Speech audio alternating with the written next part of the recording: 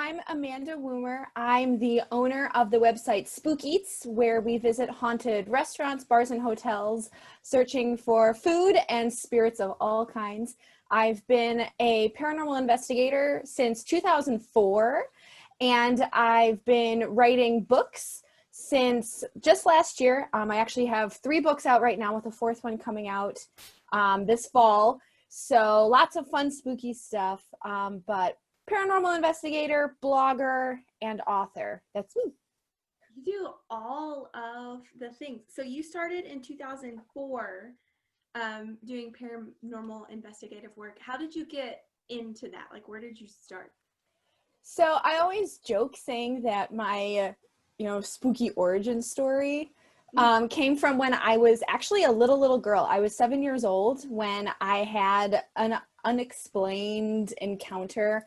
I was in my bedroom at my parents' house when I was a little girl, and I actually saw an old woman walking through our hallway, and we didn't have an old woman living with us at the time, and she was walking through the hallway. She stopped, she turned and looked at me for probably about 1 or 2 seconds, and then she continued to walk into our family's linen closet. And I was absolutely petrified, as a 7-year-old probably would be. Yeah, I can say even probably 27-year-olds would be petrified. So that was kind of my first realization that maybe there's something different out there, something unexplained. And so from then, when I was 7, I was really interested in all things weird. I would go to the library and I would take out books on cryptids and aliens and ghost stories and different things like that.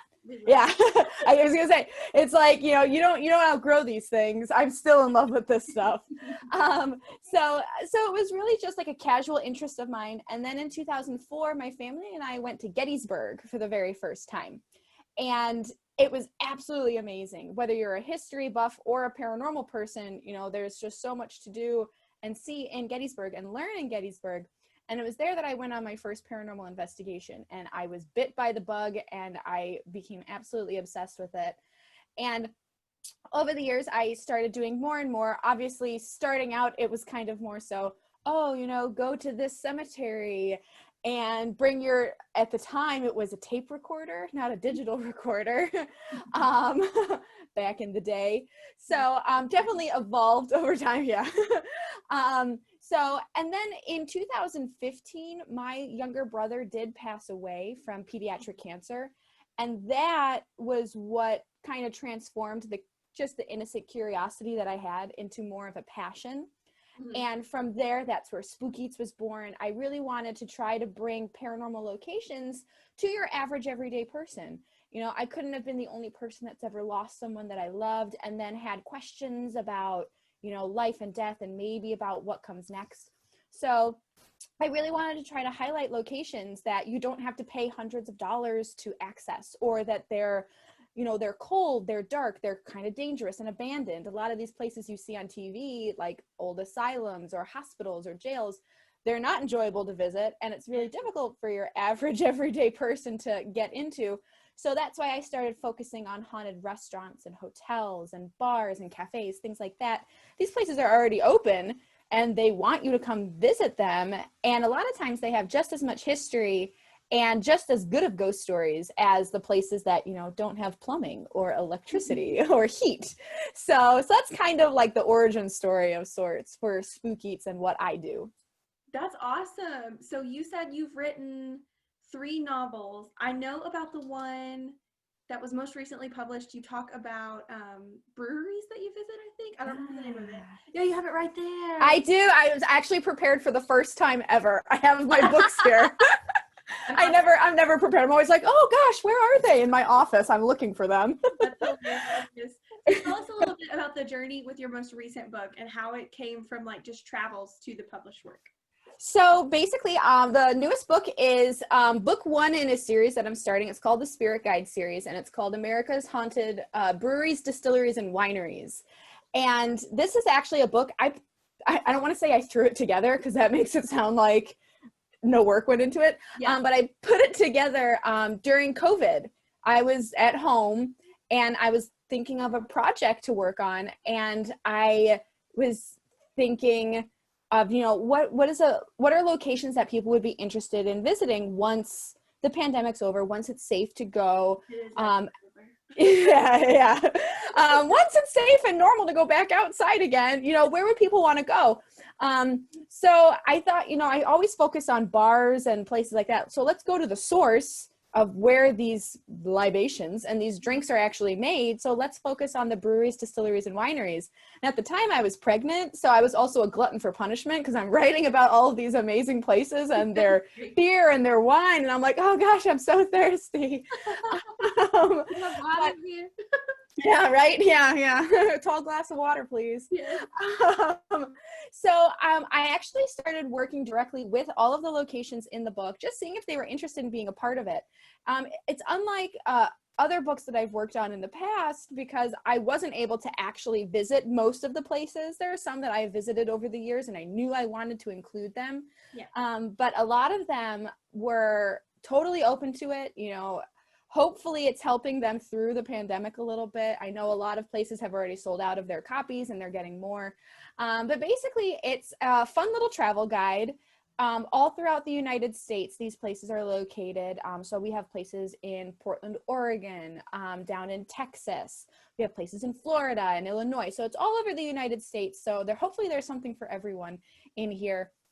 And it just focuses on the history of these places. A lot of them are very, very old. Some of them are national historic landmarks. Mm-hmm. So you're focusing on the history of it. You're focusing a little bit on the travel, things to do and see while you're in these locations. And then you have the ghost story aspect of it, as well as the special drinks that they're focusing on. A lot of them are really innovative, really different. So again, as you're pregnant and you're like, oh, this sounds amazing. So a lot of yeah, right. I'll have a water. I'll have milk, please. Yeah. It was really fun. And I tried to incorporate something for everyone. So if you're not necessarily into the paranormal, but you're into beer and travel, well, there's something in here for you. Or if you're more into the history aspect of things, there's lots of stories in there for you as well. So it was really fun to work with all of these locations and learn about their history. And I'm always looking for places to visit, again, once it's safe. Mm-hmm. So many of these places kind of welcomed me with open arms virtually. Yeah. And I can't wait to visit them once things settle down and stuff, just because there's so much to experience at these locations. Again, whether you're thirsty or you're curious, a lot of them offer ghost hunts or history tours.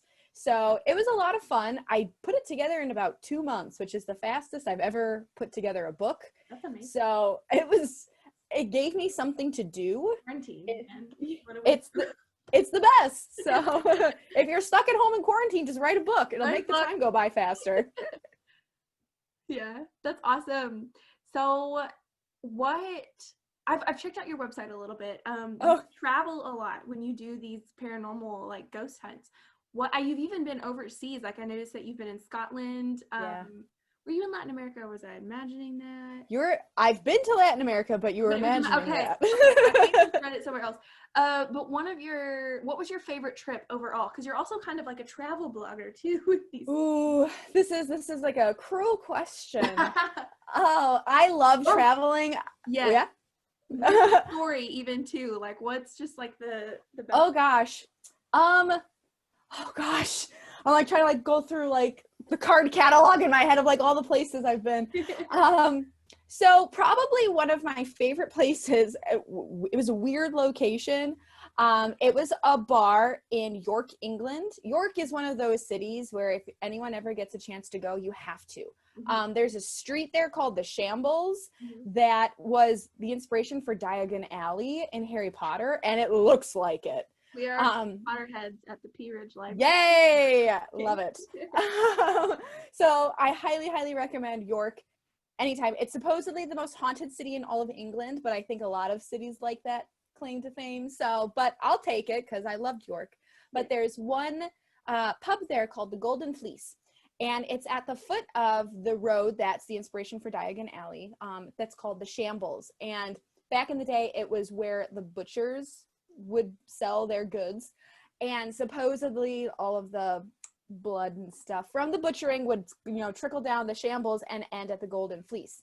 Now, the Golden Fleece is supposedly the most haunted pub in York, but just like York likes to claim that it's the most haunted city, multiple pubs like to claim it's the most haunted pub in York. So take it for what it is. But while I was at the Golden Fleece, I said, like, we have to go in and get a pint. Mm-hmm. So we went and we got a pint, and in there, nothing spooky happened to me while I was there. However, on the counter next to the taps was the head of a beheaded, executed person just sitting there in a case. And I'm, what? Just like hanging out like a shrunken head? Yes, exactly. Like it was all like mummified and stuff. And I'm just like, oh, okay, that's happening. So there's experiences like that, which they're not paranormal, mm-hmm. but they're memorable. Even if just for like traveling, like you can't say, at least in my travels, I've never shared a pint with a dried head before. Yeah. I haven't. Yeah. So that's probably one of my favorite places that I've been to, just because, you know, first of all, you're not in your hometown, you're traveling overseas. So instantly it's more fun. You know, you're at this pub, you're with this head. So that was fun. But there's, if you're looking for a spooky story, for me, probably my favorite place that I've been a part of that's haunted. It doesn't have anything to do with Spookeats. It's not a restaurant or a bar. It's a place called the Ghostlight Theater in my hometown. I've been a member of this theater company since I was 15 years old. So it's been a while. And my younger brother was also a member of the theater before he passed away 5 years ago now. And while I was there on a mini paranormal investigation, it was just me and a few other members of the theater. While I was down in the basement, it was just kind of put on my heart to just kind of reach out to him and say, you know, just let me know that you're okay. I just need to know that you're okay. And I'm good. I'll be fine. And obviously nothing happened at the time. I had my digital recorder, not tape recorder. Now it's a digital recorder. I leveled up at this point. I had it rolling the whole time. And while I was in a certain section of the basement, I captured a voice on the recorder that I didn't hear with my ears. We call that an EVP, or electronic voice phenomena. Mm-hmm. And it sounded to me, and multiple people that I've shared it with over the years, it sounded like my brother when he was about 11 years old, which was kind of like the height of his career at this theater. And it sounded like him saying, I'm fine, like just very nonchalant. Mm-hmm. So that was amazing in and of itself. Mm-hmm. Fast forward to the end of the night, one of my friends who is another paranormal investigator, and she's very lucky when it comes to photographs. I've never captured anything in a photo. I'm terrible with it. Mm-hmm. But she always gets interesting things in photos that sometimes you can't explain away. And she brought her cell phone over to me. She's snapping pictures on her iPhone. And she says, I don't want to upset you, but I think I found Jed, my brother. And I was like, what are you talking about? And she showed me this photograph, and in the exact same spot that I got that EVP, she got a photograph of what is a carbon copy of a family photo that we have from my brother's first day of school in 5th grade. Mm-hmm. I mean, you can see he had long brown hair. You can see the long brown hair. You can see his jawline. You can see that he's got a green t-shirt on. You can see his backpack. It was wild. So just to get a photograph of that would be amazing. And just to get the EVP would also be amazing. But to get both of them in the exact same place on the same night is mind-boggling to me. That's really cool. That's a cool experience. Yeah. And it's not scary. It wasn't scary. Mm-hmm. If anything, it was very helpful for me. And I've, because my brother passed away from pediatric cancer, I am part of that community as well. Yeah. And so there have been some families that I've talked to over the years that are more open to the idea of the paranormal and talking about, the possibility of ghosts. And I've shared that photo with them, and it's convinced people and just given such a sense of comfort mm-hmm. to other people who are questioning life and death and what comes next. So to me, that's the coolest experience. I've had other experiences over the years. I've had scary experiences over the years, but that for me is just like the pinnacle. If nothing else ever happened to me, I'd be fine because I had that. Yeah. That's awesome. So ghost hunting doesn't have to be spooky. What is your scariest story or the scariest place you've just visited? So for me, I've never visited a location that I would say I can never go back there. It's too scary. Mm-hmm. But I've had a scary experience in one of my favorite locations that I've been to multiple times over the years. I've been back since, and nothing creepy has happened. But there's a location in Buffalo, New York, which is where I'm situated, called Iron Island Museum. Mm-hmm. It's very, very famous in Buffalo. It's one of the most famous haunted places in our area. It's also been featured on Ghosthunters, I believe Ghost Lab, and then Portals to Hell was the most recent one that was featured on there as well. While I was working on an escape room there last year, I used to own an escape room in my family business. So I was putting together an escape room fundraiser for them last year around Halloween time. And I was in there by myself the one day, kind of finalizing everything before they opened. And the owner, she had to leave for something, and so she locked the door. So I was locked in. And tried not to think about that too much, just because I've been there before. I had been there on investigations. I've had things happen to me, but I was like, I'm just here to do the escape room. I'm here to help Linda. It's fine. We're all fine here. So I was in a room that they call the chapel, which has this huge, beautiful altar all set up. And while I was working on the finishing touches to this one room, there's this mirror, this round mirror out in the hallway. And I don't love mirrors to begin with. They freak me out. They just freak me out. So while I was working on a couple more of these props, in this mirror, I don't know if it would be considered a shadow person or just a shadowy figure. There are differences between them. But I saw a shadow in this mirror, and it looked like it was like dripping out of the mirror. Yep. I didn't like that at all. So I just kind of really like briskly walked back to the kitchen, which is like the safe zone. Nothing happens in the kitchen area. Mm-hmm. And I just found busy work to do until someone else came to join me, because I don't like mirrors to begin with. Mm-hmm. I'd never seen a shadow figure or any shadow of anything. I've never even seen anything since the old lady when I was 7 years old. Yeah. So it was definitely unnerving. Mm-hmm. And it took a lot of nerve to like get back into that hallway. And like I've walked past the mirror again since then, and I've looked into the mirror since then, and I haven't seen anything since.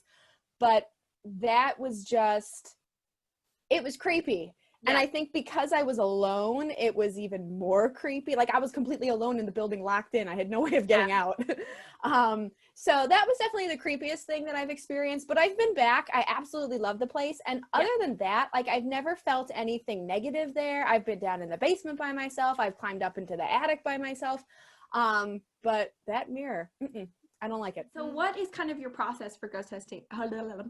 What is kind of your process for ghost hunting? You've got that recorder. Is there anything else that you normally bring or that you do? Just kind of what's a normal day on a hunt look like? So I do like to do a little bit of research on the location beforehand, not too much, just because you don't want to kind of like spoil anything. Yeah. But a lot of times if I can find dates or names associated with it, because then you can try to make that connection, especially if you have names. So when I go, I don't spend a lot of money on gadgets and equipment. There are some people that spend hundreds and thousands of dollars on equipment. I can't afford that. I'm poor. So yeah, I'm like, I can't afford to drop $3,000 on a digital recorder. They're good, but they're not that good. Yeah. So for me, what I bring a lot of times, I always have a digital recorder just because I love doing those EVP sessions. I love just sitting in a room and asking questions and then looking to get answers. And a lot of times I do get really good answers. So that's kind of my specialty, where some people get photographs and I don't. I get EVPs when others don't. Yeah. So I always have a digital recorder with me. I do bring some strange things with me. I like to bring little cat toy balls that they're motion activated and they light up. So a lot of times you'll put them in the middle of the room, especially if there's a child ghost or spirit that's supposed to be there. Yeah. And a lot of times you get movement and it lights up, and it's nice to be able to just like put it in the middle of the room. You don't even have to think about it, but if it lights up, you're like, okay, let's focus on that. Yeah. So that costs about $3. So that's one of my favorite pieces of equipment. So I bring that with me. I do have EMF detectors and K2 meters. Those are all like the classic ghost hunting gadgets that everyone knows about. You see them on TV all the time. Yeah. One of my other favorite things to do is, it's called the Estes method.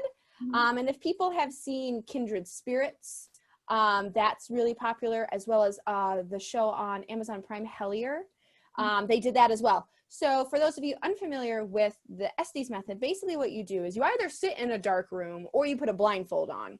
And then you have a gadget called the Spirit Box, or the SB7 or SB11, depending on what you get.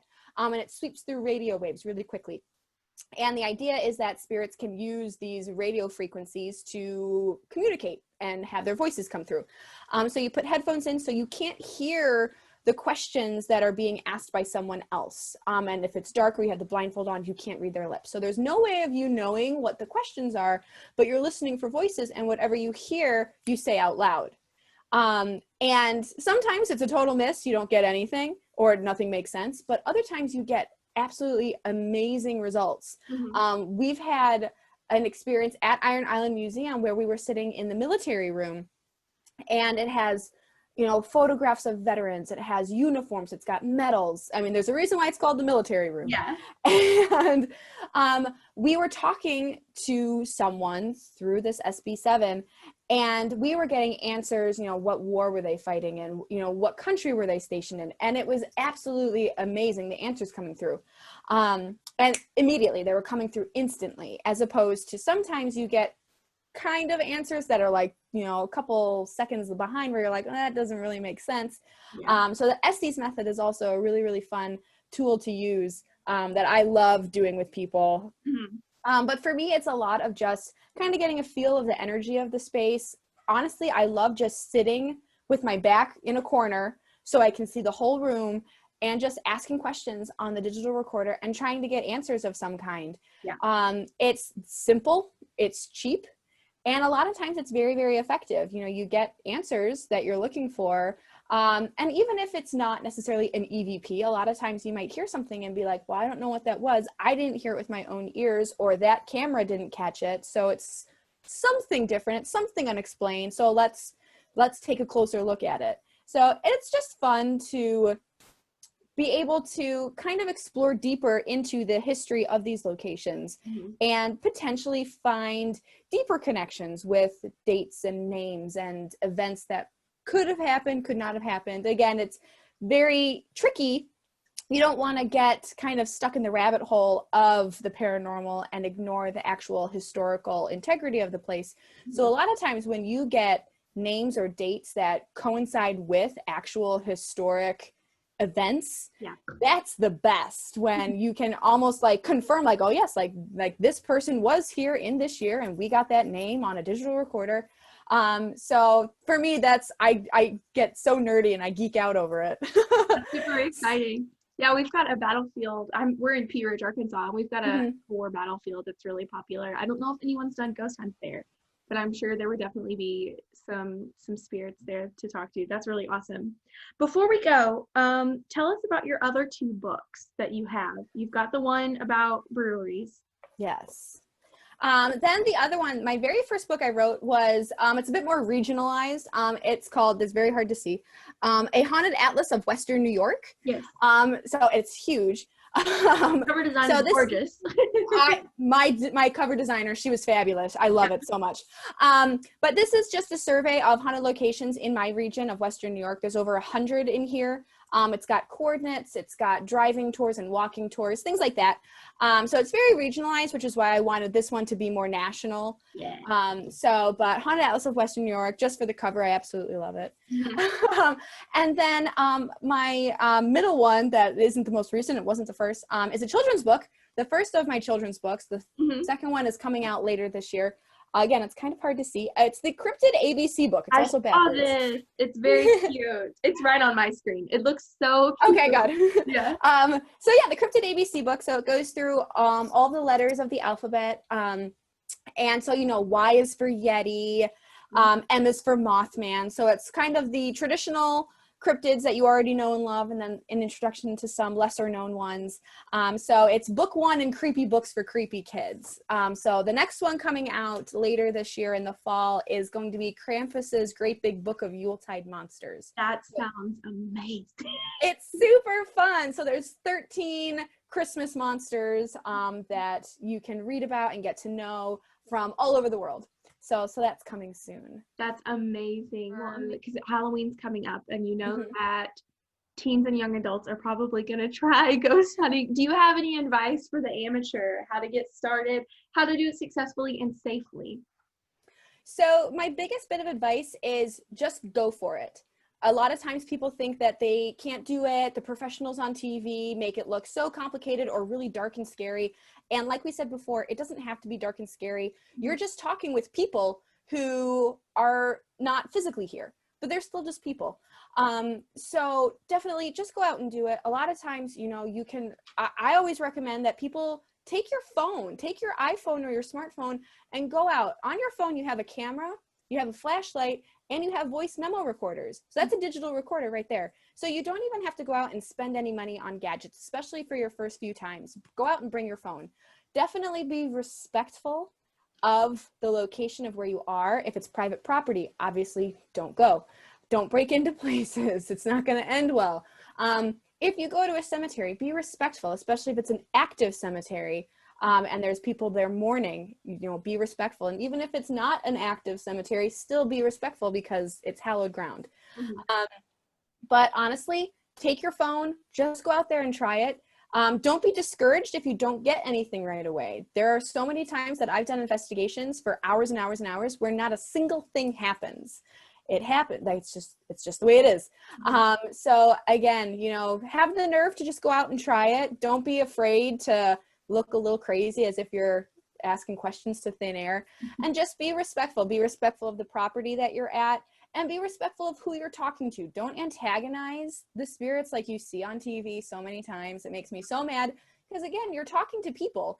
And if someone came into your house and started swearing at you and yelling at you, you're probably not going to want to sit down and chit chat with them. But if you come in and you introduce yourself and you're polite and respectful, you're going to have a better experience for sure.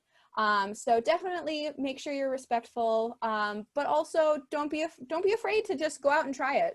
That's what I did, and I've thoroughly enjoyed it. I've been doing this for 16 years now. Sometimes I get amazing evidence, sometimes I don't, but it is what it is. And either way, it's a fun night out. True. Well, thank you so much, Amanda Woomer of Spookeats. I will tag your Facebook page and your website above us. And thanks so much for joining us today. Have a Thank you so Halloween. much. You too. Stay weird. Stay weird. Yes.